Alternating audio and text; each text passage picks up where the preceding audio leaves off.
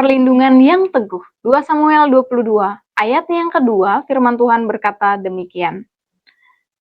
Ia berkata, "Ya Tuhan, bukit batuku, kubu pertahananku, dan penyelamatku."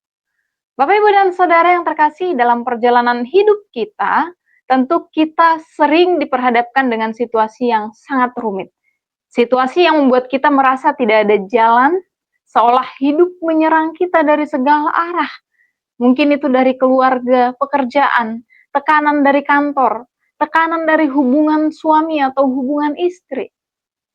Tidak ada tempat yang aman dan tidak ada yang mampu menolong. Permasalahan dalam hidup seringkali membuat kita merasa terhimpit, sesak, bahkan merasa ingin menyerah. Dalam kondisi yang demikian sulit, kepada siapa kita harus berlindung?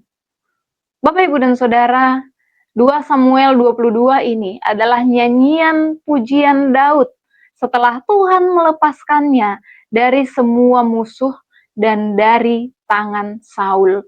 Tuhan melepaskannya dari segala hal yang membuat kehidupannya demikian rumit.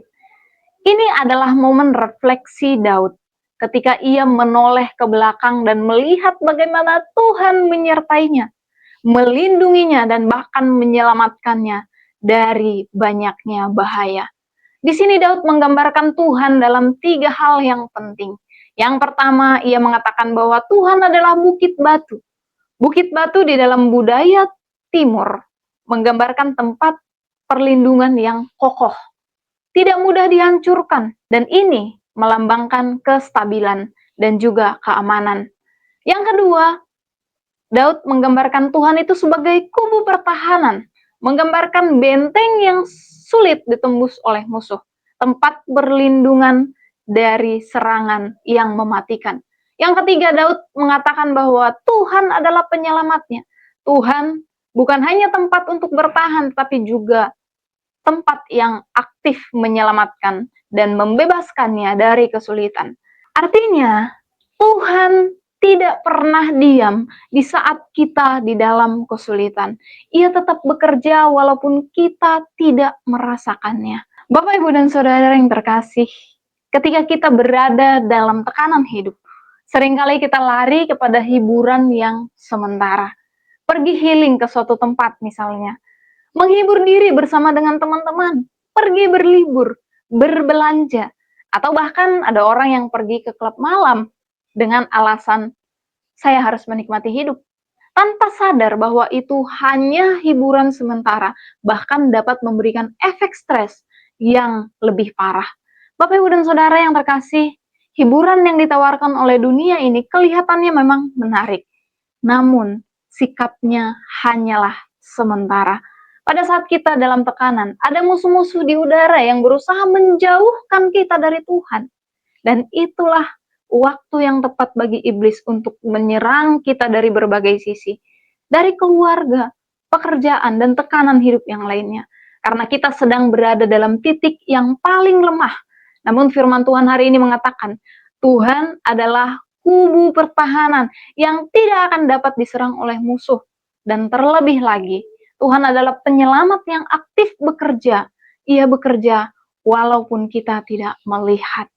Maka tempat yang paling aman saat tekanan hidup datang adalah datang kepada Allah.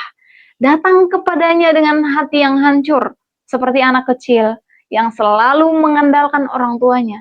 Saat badai datang, saat anak merasa takut, tempat yang paling aman adalah pangkuan sang ibu, pangkuan dari orang tuanya. Demikian kita, dunia bisa terasa menakutkan, ancaman bisa datang dari berbagai arah, dan kekuatan kita sangat terbatas. Tapi seperti anak itu, kita memiliki tempat perlindungan yang aman. Bukan dalam kekuatan sendiri, tetapi di dalam Tuhan. Nyanyian syukur Daud saat ini menunjukkan bahwa Tuhan mampu melepaskan Daud dari segala tekanan. Jika Allah Daud menjadi tempat perlindungan yang kokoh bagi Daud, Allah yang sama juga menjadi tempat perlindungan yang kokoh bagi kita sampai saat ini.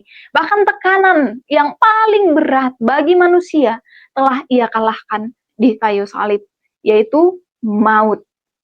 Maut sebagai hukuman atas dosa kita. Itu adalah masalah paling utama di dalam hidup manusia, dan maut itu telah dikalahkan oleh Yesus melalui kematiannya dan kebangkitannya. Yesus melindungi kita dari tekanan yang mematikan. Amin. Tuhan Yesus memberkati.